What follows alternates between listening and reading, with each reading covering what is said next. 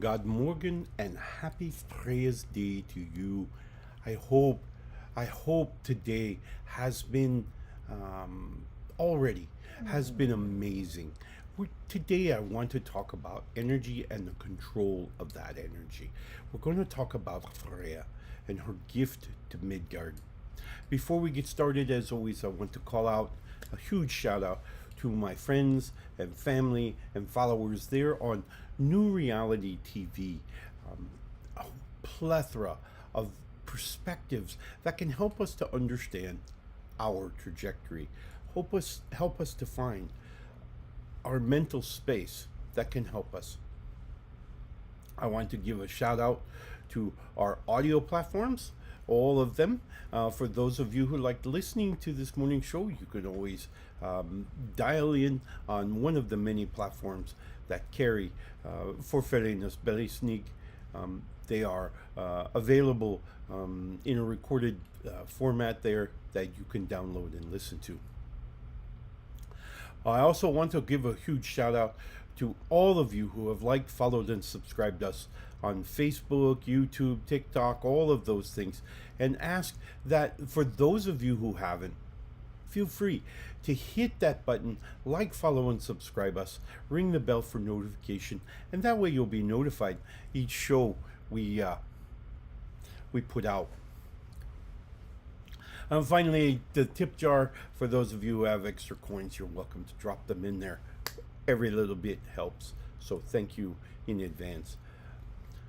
I also want to say, for those of you who have questions about the topics that we discuss each and every morning, you're welcome to hit us up.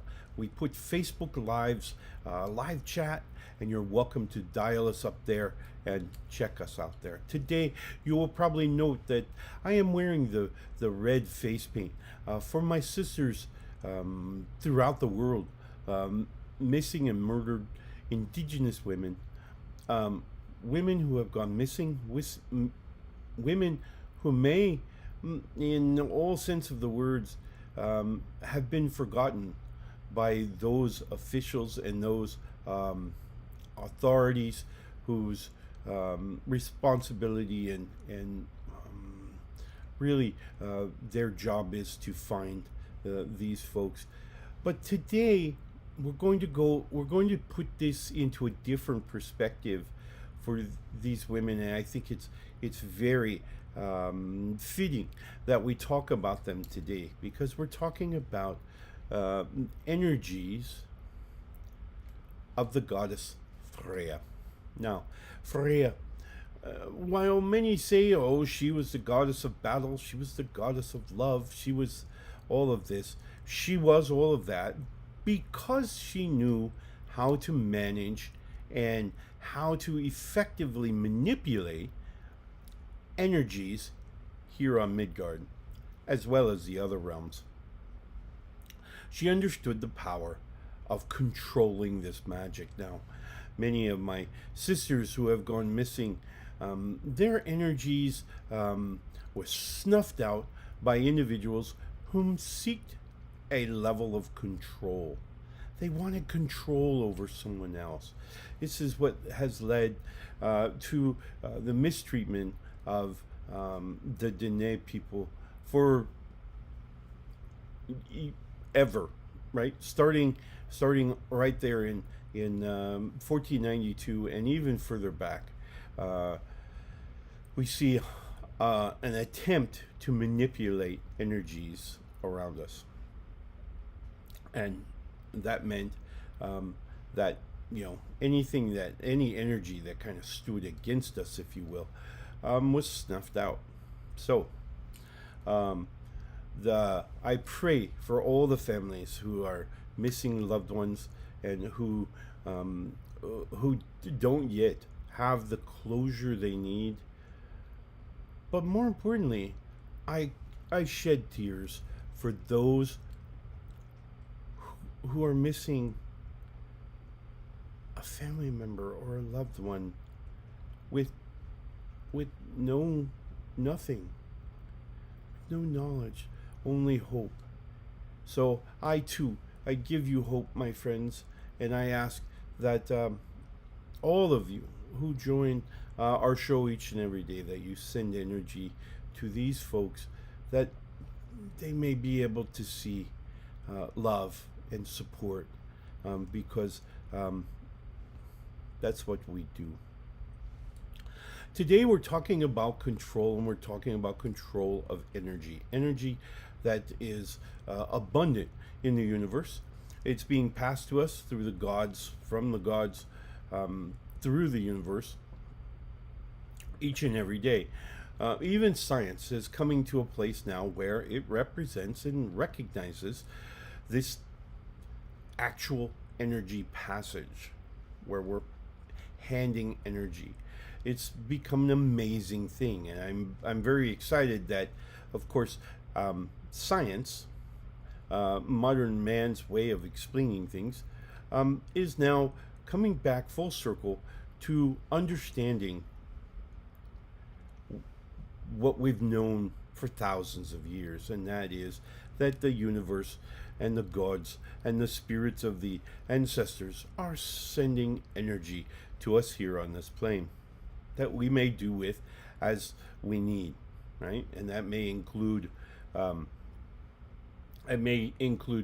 growth, and it may include healing of the heart, certainly healing of the mind, and healing of the physical body. So there's plenty of parts to this. Today we're talking about control of that energy. When we are every day, for those of you who haven't joined us before, we know energy, when we focus our mind on something, anything, pick something, when we focus our energy on it, we're sending energy to it. So, as an example, if we focus on more negative things, division, separation, segregation, if we're focusing on that, we send energy to it. We're sending our energy. We think about our friends and our family, we're sending energy to them. Okay? So wherever we're focused, whatever is in sharp contrast, particularly in our third eye, this is really where we're sending our energy. And so many times throughout a day, we may interact with many different people and places, and we're thinking about it, whatever it is, and we're sending energy to it, whatever it is, or whoever it is. So our focus is our energy stream. Now, behind that focus, behind that energy stream, is this understanding, is this knowledge that it's here that sets the polarity of the energy at which we're sending. So, if we were to think negatively of someone, we were to think, no, whatever, right? We would be sending them negative energies, not neutral, negative. Okay? So our brain and our cells are capable of converting energy in it whichever way we want to go. So if we want to send love and light and energy and the gift, generosity, those things, when we put them in our heart, they're commuted through the energy. Okay? So if we're thinking happy thoughts about other people, we're sending them happy energy, positive energy, loving energy. All right? If we're thinking negatively of someone, in the same way, we're sending them negative energies. Now, what does negative energies do? Well, in some cases, negative energies being commuted to another person may amplify within that person negative energies that are already there.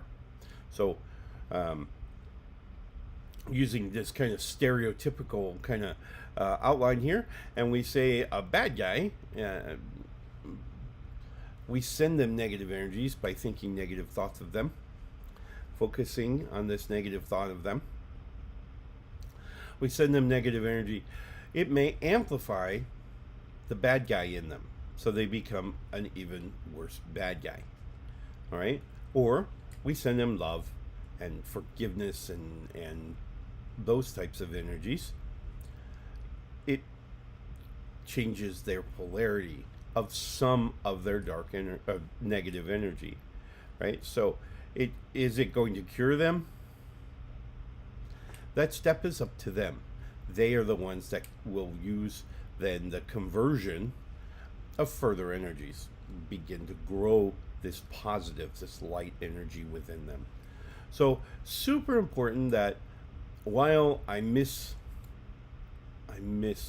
it, my sisters whom have gone missing, I pray that those who have done negative things and created bad energies, I pray that they find the peace they need to not hurt anyone else, to not bring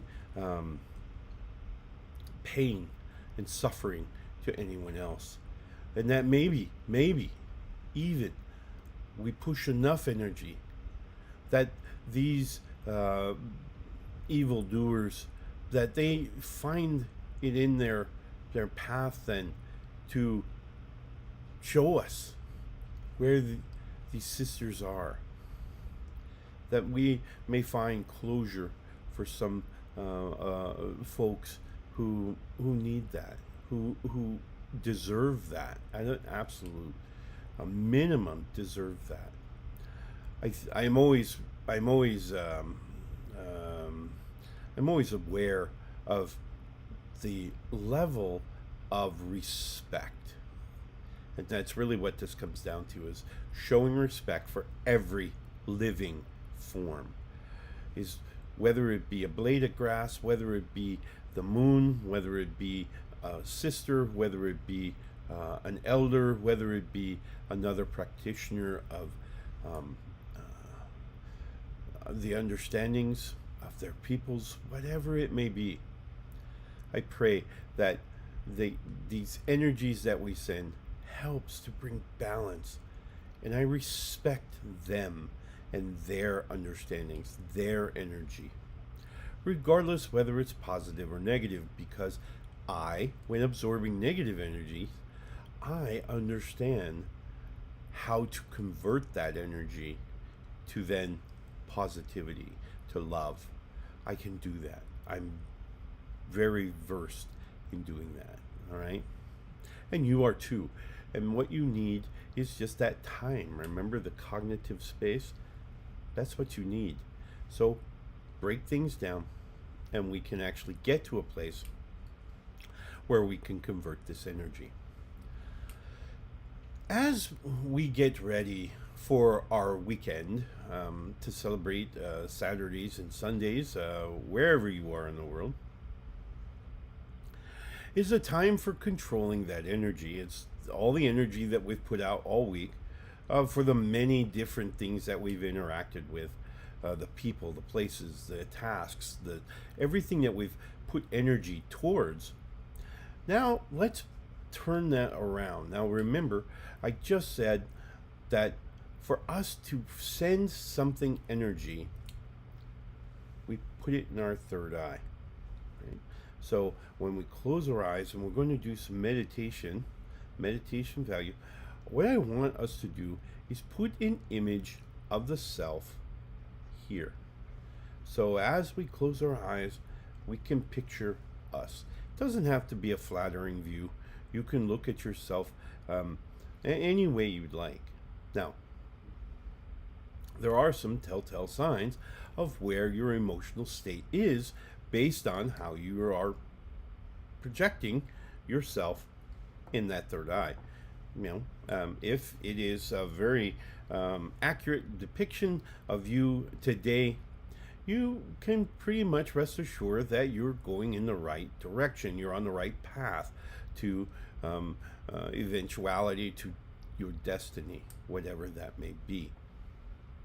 When you start thinking of yourself maybe as a younger child, maybe as, whatever, right? It all is kind of how you're thinking about yourself. This is kind of one of those first telltale signs that maybe we need to think about who we are. Look down into the well of the self and discover what rocks lie beneath. The idea of putting ourselves in that third eye is that we're now going to, all that energy is we're going to bring to us. We're going to bring it into our form for our healing, both in the physical body, the form, certainly the heart and the mind. They say, very often you hear that time heals all wounds. Well, no, it doesn't. Remember, time is simply a construct of modern man, right? So it's just a passage of this linear system of designed to make sure that people appear at work and leave on time and get paid. That's it. Your energy floats effortlessly across all the boundaries that there are. And it brings to mind this idea that we control our future. I've heard it said before, we control our own reality. Not as much that we control our reality as we control our response to our reality. There are many experiences going on around us each and every day, manifested by other peoples, by places and things beyond our standard control. They are simply happening. And then our mission is to simply, how do we respond to those events? Now, going back to our initial talk this morning, is talking about our missing sisters throughout time, not simply recent, but throughout time, whose energy was then just evaporated, disappeared. We think about them, put them in our third eye, we're sending them energy. We have to remember that we may not send a physical form, that energy. We're sending their spiritual entity the energy. This is why in some cases we have seen throughout history where psychics and other people who are trained at picking up on this energy can actually discover lost individuals. The same thing applies. They're simply picking up on that energy of the spiritual form who's now directing them. So it's a long process. Long story short, we control our energy. We control where that energy goes and what it represents when we when we're bringing in positive and light energy, that's setting our emotional filters to then change our perspective as to the way we see our reality. Our brain is programmed to see certain things. We program it, believe it or not. And many would call it our mood. Our mood says we see certain things. If we wake up in a good mood, as an example, or we are in a good mood, for some reason, we've got that little boost of energy, that's going to set these emotional filters that then allows us to see all the experiences going on around us the way we want to see it. We want to see the good and the positive, the happier thoughts. Great. That's what we're going to see. If conversely, if we're in a bad mood and we're grumpy, that's what we're going to see, and the universe will support that. Why? Because we're picking and choosing our experiences. We're experiencing just the parts that match what's in here. It kind of supports it, kind of gives it power, gives it energy, right? So we're picking those events, those experiences, and our brain does this automatically. We have no real say-so in it. We're just kind of along for the ride. Now, Freyja, when she, of course, when the Vanir exchanged prisoners with the Aesir, we see Freyja would then relocate into Asgard and provide that balance to the Assyrian, who would be would go and reside with the Vanir. This prevented the war, or kind of stopped the war that was going on between these two tribes. Freyja, of course, already having taught her magic to those of Midgard who were willing to listen and pay attention, would go on to teach Odin this same magic. What is magic? Magic is simply the manipulation of energies. That's all it is.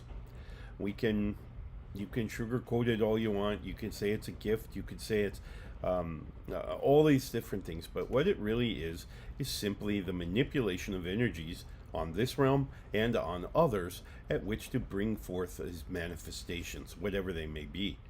So we cast a spell, or for those of you who don't like that phrase, you can say you offered a prayer. They are one and the same. To think otherwise is to fool oneself based on the rhetoric that's been provided by a narrative of 2,000 years now. The idea is that we manipulate the energies around us, the spirits and the deities and all of the things that then brings together this idea of manifestation within our path. We then essentially metaphysically, rhetorically, I'm not sure, walk into this manifestation that we've created. So my example always is the horse and the traveler. The traveler is walking down a very long path, and he at the beginning of the path casts a spell and says, "Oh, bring a form of transportation that I may make this journey in a timely fashion." Well, at the same time, that spell is incanted. There are spirits all around us who will go and begin the process of how to bring this spell to fruition. They go to the farmer and they tell the farmer, "Hey, farmer, you should let this horse run out in this pasture, for they need exercise and they need to be free a little bit, and be able to frolic." And the farmer, "Okay, all right, I get it." At the same time, other spirits go to the horse. They say, if the farmer lets you out into this pasture, you should you should check out this other fence, for there's a traveler there that you could carry and you could be with, and he would show you love and appreciation. And so ultimately, the farmer will open the gate, allow the horse to run free in the pasture. The horse runs to the other fence where he finds the traveler. He then jumps the fence and offers this traveler a ride from one end of his fencing to the other, and so that the traveler may get to their journey more quickly. The spell has come to fruition. That's really the idea of magic. So it's kind of a resource reallocation, if you will. So super important that we understand that magic is not anything other than the manipulation of energies already on the plane. Whether that magic be in the form of seether magic, meaning I call upon the spirits of the lands to help and to guide this thing to fruition, or we're talking about Spellkraft magic, of course, meaning that the magician themselves, the person issuing the spell, has the energy and is able to commute that energy out to the realm to manifest whatever it is they are desiring.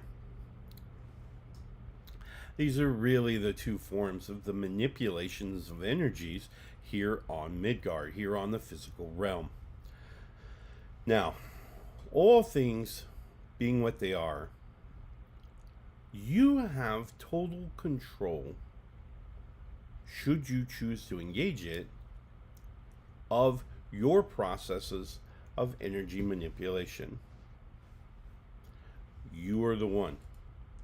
You have total control of this. Now, as I mentioned before, as we bring in energy, whether that be through our physical sensory input or through our spiritual communication, as we bring energy into the mind, it is passed through this gate of emotional control, where emotions will dictate how it works, where it goes, or we maintain this little beacon, this little gate that says, no, that's not the way I want to feel. I want to feel this way, right? So in much the same way, for those of you who have experienced a bout of depression, you know that people will come to you and they will sympathize and they will say, they are sending you all this positive, loving energy that is trying to bring you away from feeling poorly. And you simply deny it. You simply say, thank you for your thoughts and your prayers and blah, blah, blah, but no, I need to grieve. I want to grieve. And that's your choice. But know that you've made that choice. You've made that choice. If this depression that you've experienced is now carrying on longer than it should, now may be a time to go, wait a minute. What value is this serving? Well, I'm feeling sorry for this person or this thing or this event. I'm carrying the energy of this event in my life, in my mind. What value is it serving you? Well, it's helping me feel better about supporting that thing. Okay. When does that value expire? When does the value of passing that energy, when does it expire? When does it no longer have a value for your life? And that's a decision we all make every day. We make it for everything. So, energy is all about life. Wherever you find things that are alive, whether it be the trees, the grass, the animals, the everything, the spirits within the wind, all of them have energy. And this energy can be used to further ourselves in a quest for harmony and love and respect and embracing. Remember, as you sit today and take a moment, for you, I want you to put energy in your mind. Remember, feel that third eye. We're going to put the energy of bringing our sisters home. Just take a minute. It doesn't matter who you are. It doesn't matter your color of skin. It doesn't matter if you're male or female. It doesn't matter and none of that matters. Nothing else matters. Simply think about what it would be like for you to find something so valuable and have it returned to you. And that, my friends, is the power of this energy. So I hope you will join me in praying for my sisters, both the ones who are missing and the families whom cry out and miss their loved ones. Bring together these energies that we may help bring them home, right? I hope you spend a wonderful Freyja's Day, and that Saturday and Sunday, remember, we're bringing our energy back in. We're using that third eye again. We're bringing back our energy as we envision ourselves there in our third eye. So keep your thoughts there, and we will see you again on Mani's Day. Remember, Mani's Day, of course, the red dress day, when we celebrate missing and murdered Indigenous women throughout time. Sisters, grandmothers, nieces, aunties, all of the women in our lives. For without the women, we do not continue. It is what it is. So I pray for the divine feminine, and that the women are kept safe. And it is indeed our responsibility that we may care for the others on this plane of existence with us, that we may feel the love, and that we may help these all peoples, regardless of anything else. Lives first. Lives, all life. All right.